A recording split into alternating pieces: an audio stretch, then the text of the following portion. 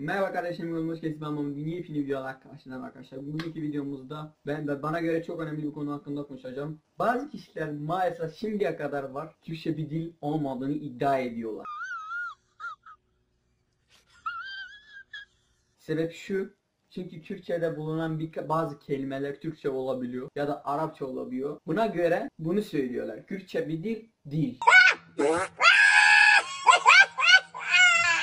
Evet arkadaşlar, maalesef o gün bir canlı yayın izliyordum YouTube'dan. O adamın adını kesinlikle söylemeyeceğim çünkü bu adamın istediği şey tam olarak bu, prim. Ona da prim kesinlikle vermeyeceğim. Bir erkek adam canlı yayına almış. O adam gerçekten belli İstanbul'da ya da başka bir yerde yaşıyor.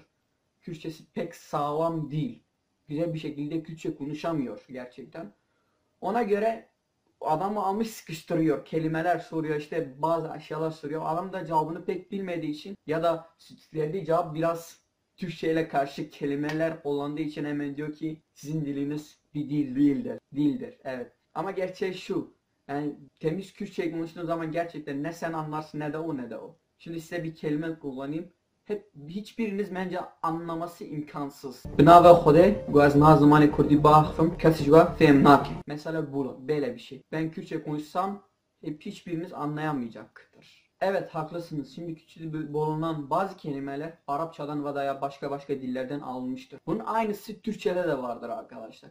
Türkçe'de 6476 Arapça kelime vardır. Normal hayatında kullanıyorsun bu kelimeleri. Hani Arapça olduğunu bilmeden. Mesela size kaç bir şey vereyim. Hani bazılarınız diyordur ki yok böyle bir şey yok. Ama size kısacası göstereyim mesela. Adalet, adala, adliye, adliye, ahlak, ahlak, akıl, akıl, akraba, akriba. Yani demek istediğim şey, şimdi bu videoda böyle uzun tutsam video gider.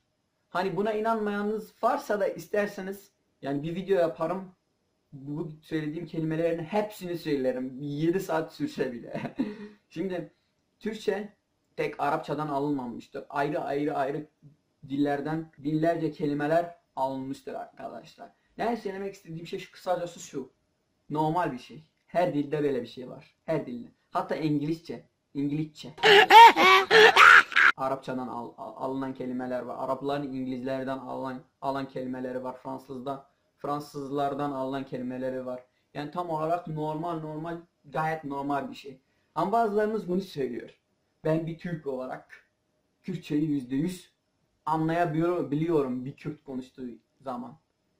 Arkadaşlar, hani diyorlar yarısını anlıyorum. Evet. Evet. Ama çünkü onlar normal bir Kürtçe konuşamıyor. Konuştuğu Kürtçe yarısı Türkçe oluyor. Az bir beğenmiş bakım, az gitmiş bakım, bu Kürtçe değil. Gitmiş bakım hani Allah'ın bir şekilde böyle komik bir şekilde getirebiliyor. Hani çok gerçekten komik oluyor. Hani böyle nasıl diyeyim, hani Almanya'da yaşayan Türkler var ya, işte onlar da Türkçe konuştuğu zaman Alman Türkçe konuştuğu zaman yarı Almanca yarı Türkçe konuşuyorlar. Böyle komik bir şekilde getirebiliyorlar. Çünkü uzun bir sürede Kürtçe kullanamıyorlar. Ya da Almanya'da bulunan Türkler mesela uzun bir zamandır Türkçe kullanamıyorlar. Almancayı hep konuşuyorlar. Sonra da öyle karıştırıyorlar.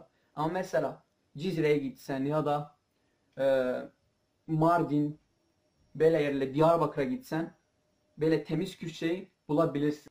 Yani bu video bu kadardı arkadaşlar. Kürtçe diye bir dil var yani. İster isteyin, ister istemeyin. İster kabul edin, ister kabul etmeyin. Şimdi bunu da hatırlatmak istiyorum. Türkçe diye bir dil var. Ben böyle bir saygısızlık yapmak istemiyorum.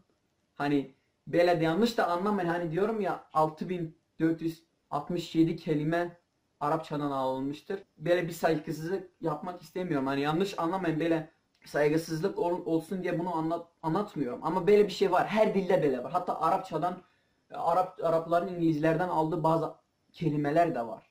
Yani böyle bir şey var. Her dilde böyle bir şey var. Kimseye kalkıp da böyle bir dil yok diyemezsin. Böyle bir saygısızlık sen de yapma, o da yapma. Evet arkadaşlar, bu video bu kadar. Beğendiyseniz beğenmeyi, alttan kanalıma abone olmayı ve yorum yazmayı unutmayın. Başka videolarda görüşmek üzere. Selamun Aleyküm. Sizi çok seviyorum. Bay bay.